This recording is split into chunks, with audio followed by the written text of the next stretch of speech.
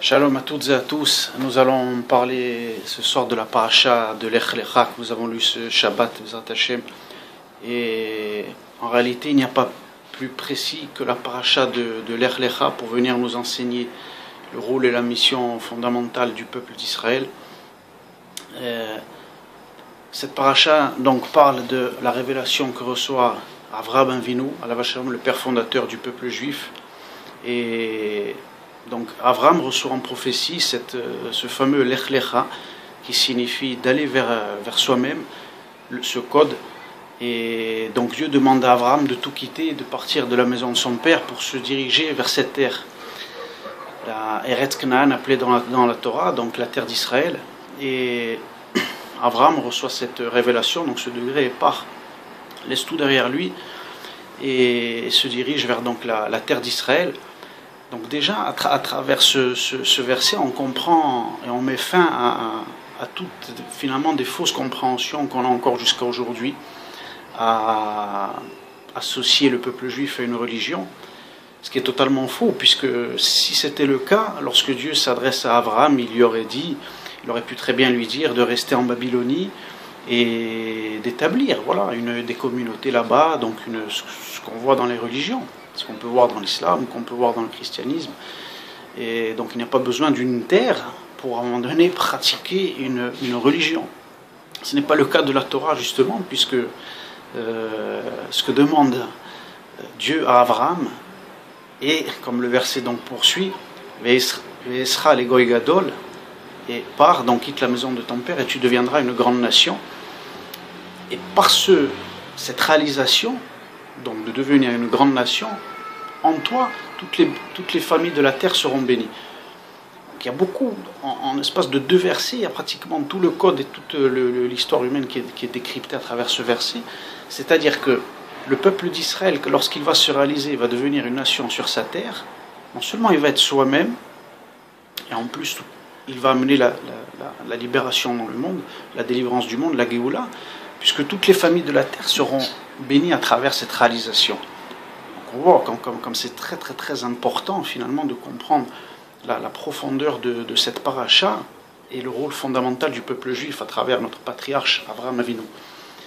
Donc il est bon de comprendre que la Torah n'est pas une religion justement, puisqu'il y a cette notion d'identité, comme les sages nous le rappellent. Le peuple d'Israël a Kadosh Baruch Hu, lorsque Dieu a créé le monde, il a, comme l'enseignent nos sages, créé finalement l'espace, le temps et l'identité pour pouvoir se révéler. Et donc la notion d'espace, qui est la terre d'Israël, est la condition sine qua non pour réaliser pleinement la révélation de Dieu dans ce monde. Il ne peut pas y avoir l'espace, le temps et l'identité qui pourraient être séparés. Donc la notion de religion s'efface complètement, bien entendu, puisque cette notion de nation n'existe que et n'a été reçue que par Israël.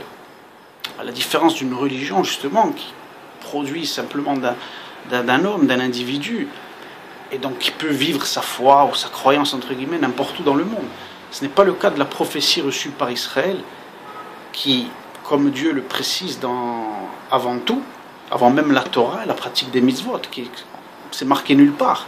Ce qui est dit en premier, c'est d'établir le corps des choses, établir une nation. Et à partir de là seulement, la Torah et les mitzvot seront le moyen pour réaliser, justement, et non pas le but, la volonté du Saint béni soit-il. Donc on voit bien comme les choses sont inversées encore, et même chez nous, où des fois finalement la Torah et les mitzvot peuvent passer pour certains pour l'essentiel, mais non. C'est le moyen pour arriver à. Mais si finalement le but qui est d'établir une nation est relié et mis sur le plan secondaire, ou justement pour certains est encore à un degré de aucun moyen d'eux, on passe complètement à côté de la réalisation et du fondement et de la mission pour laquelle nous avons été créés. À travers ce degré très important, donc chaque juif doit comprendre aujourd'hui finalement ce que Dieu attend de nous, avant tout. Et donc dans cette paracha, il y a non seulement l'identité d'Israël qui est révélée, mais comme on le voit, d'autres, des peuples qui sont autour de nous, et notamment le fameux Ishmaël, comme on le sait, nos sages nous l'enseignent, tout le monde arabo-musulman va sortir de lui. Et nos sages dans la Kabbalah nous enseignent que, donc dans cette paracha, on voit que le couple Abraham et Sarai est stérile, ne peuvent pas avoir d'enfants. Et donc Sarai va demander à Abraham de prendre Agar, cette fameuse servante égyptienne, en pensant qu'elle pourra se construire à travers elle et avoir un fils. C'est ce qui va se passer. Donc Agar va être la servante du couple et le fameux Ishmaël va arriver dans la maison d'Abraham. Mais voilà en réalité qu'il va se passer quelque chose de très important. Donc Agar ne va pas accepter le rôle qui lui est confié et déjà on va vouloir remplacer Sarah, qui est la matrice par laquelle donc le peuple d'Israël sortira ensuite. Mais donc il y a déjà une volonté de remplacement donc chez Ishmaël à ce moment-là, à travers de sa mère. Donc elle n'accepte pas ce rôle, elle va s'enorgueillir et elle va même dire, le Midrash nous rapporte que elle va donc s'en prendre à Sarah, elle va dire mais comment elle peut être si vertueuse que ça, puisque elle est stérile et moi qui du premier coup j'arrive à enfanter, en quoi elle est plus vertueuse que moi. Donc elle a la volonté vraiment de remplacer, elle n'acceptera pas son rôle. Donc qu'est-ce qu'elle fait? Donc on voit dans le texte, dans la paracha, que donc elle s'en va. Elle s'en va donc avec Ishmaël. Abraham donc, sans revenir sur toute la paracha dans tous les détails, mais sous ordre divin, donne tout simplement la possibilité à Sarah de faire ce qu'elle veut donc dans sa maison de sa servante. Et donc on sait que Sarah avait une prophétie encore plus haute que Abraham Avinu voit ce qui va sortir donc de Ishmaël et donc le renvoi de la maison. Qu'est-ce qui va se passer là? On va voir, c'est très intéressant. C'est qu'Agar, lorsqu'elle part dans le désert, donc il y a ce fameux malheur qui vient là, finalement elle reçoit cette révélation de cet ange. Il faut savoir que tous les personnages dans la Torah ont un degré extrêmement élevé. Il faut même que Agar, qui est une servante entre guillemets, puisqu'elle a évolué dans la maison d'Abraham, et donc elle a un degré extrêmement élevé, puisqu'on dit qu'elle a la névoie. Agar a la névoie, donc elle a un degré extrêmement aussi élevé.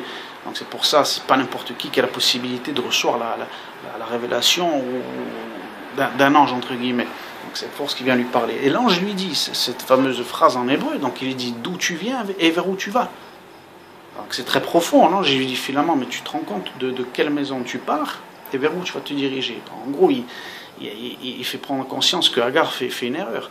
Non seulement elle quitte l'endroit où d'une certaine, pas où elle doit être, mais où elle doit finalement reconnaître son statut et vers où elle va se diriger, puisque si elle n'accepte pas ce rôle-là, elle sera perdue.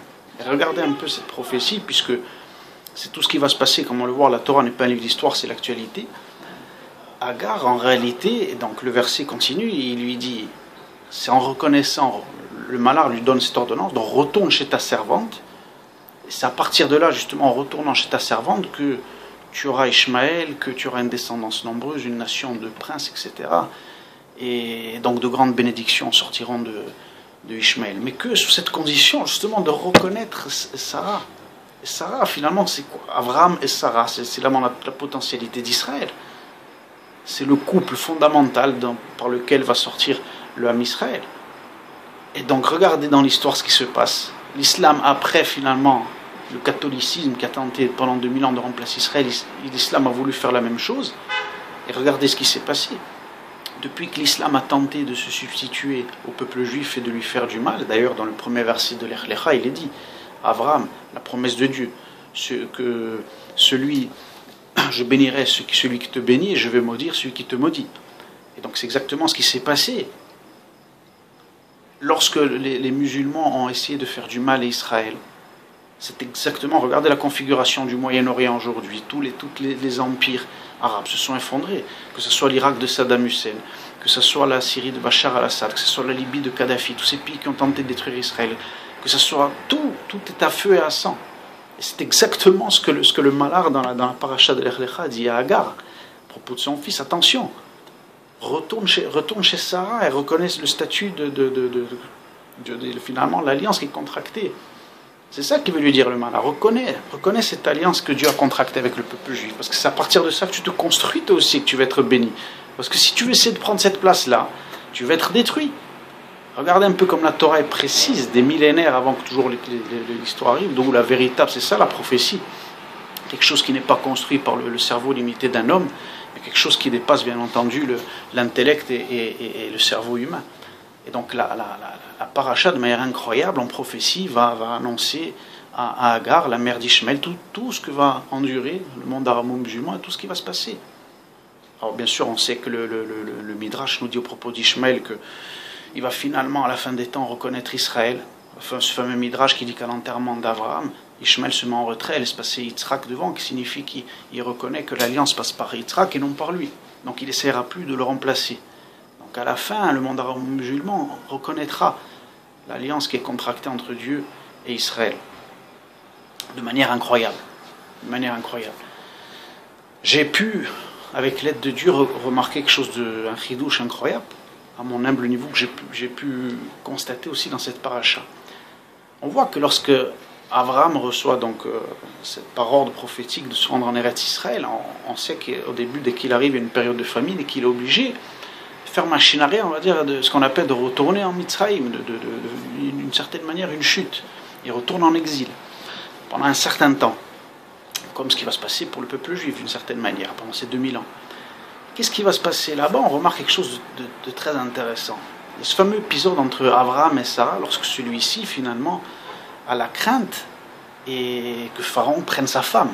Et donc il va dire à sa femme, attention, il a dit, ils vont vouloir de toute façon te prendre, donc tu ne diras pas que tu es ma femme, mais que tu es ma sœur.